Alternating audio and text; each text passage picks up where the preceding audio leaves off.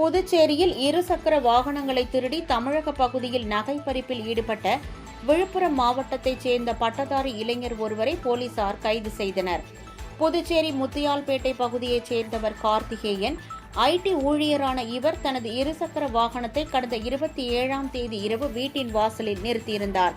மறுநாள் காலை வந்து பார்த்தபோது இருசக்கர வாகனம் மாயமாகி இருந்ததை கண்டு அதிர்ச்சி அடைந்த கார்த்திகேயன் இது தொடர்பாக அளித்த புகாரின் பேரில் முத்தியால்பேட்டை காவல் நிலைய போலீசார் வழக்கு பதிவு செய்து அப்பகுதியில் பொருத்தப்பட்டிருந்த சிசிடிவி காட்சிகளை ஆய்வு செய்தனர்.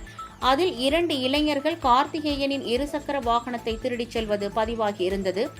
அந்த சிசிடிவி காட்சிகளை போலீசார் அருகே உள்ள தமிழக பகுதி காவல் நிலையங்களுக்கு அனுப்பி வைத்து விசாரணை மேற்கொண்டனர்.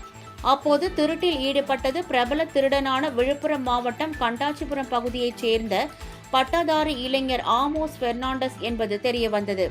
அவரை போலீசார் கைது செய்து விசாரணை மேற்கொண்டனர். அப்போது பெர்னாண்டஸ் தனது நண்பர் அரவிந்துடன் சேர்ந்து புதுச்சேரியில் வாகனங்களை திருடிக் கொண்டு சேலம் பகுதியில் நகை பறிப்பில் ஈடுபட்டது தெரியவந்தது.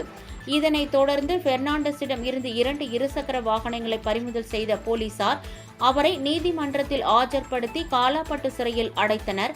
மேலும் தலைமறைவாக உள்ள அரவிந்தை போலீசார் தேடி வருகின்றனர்.